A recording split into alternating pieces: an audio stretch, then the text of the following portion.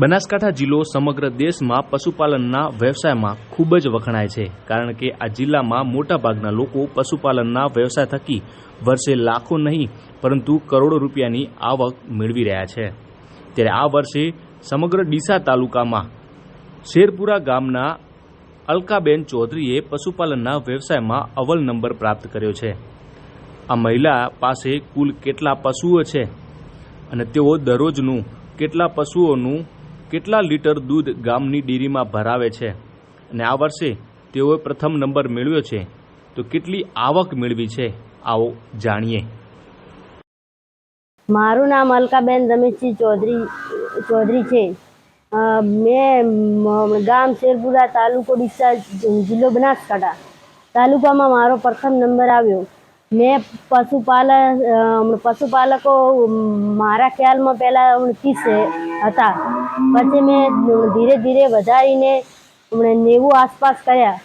90 પછી મેં જેમ નફો મળ્યો એમ ધીરે ધીરે વધારો કર્યો અને પશુપાલકમાં પણ વધારો કર્યો।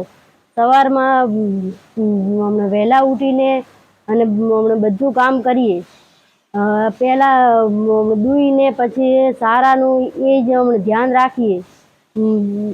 ઘરકામ કરીએ, ખેતીમાં કરીએ ને પશુપાલકમાં પણ અવેરીને કરીએ। દરરોજનો 200 લીટર દૂધ ભરાવીએ છીએ। પછી 200 લીટરમાં 4 લાખ 4.5 લાખ રૂપિયાનો અમે વધારો પણ લઈએ છીએ। પહેલાં શરૂઆતમાં 28 થી 30 આસપાસ હતા ને હવે 90 થી 80 આસપાસ છે।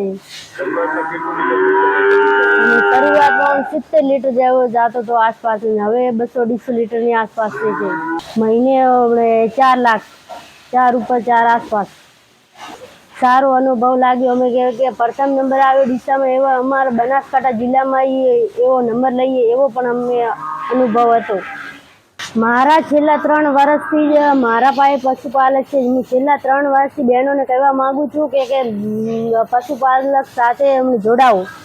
એટલે કે 3 વર્ષમાં મેં આટલો વધારો કર્યો। મેં વર્ષમાં મારે 1,23,000 લીટર દૂધ મેં ભરાયું। એમાં મને 51 લાખની મારે આવક આવી।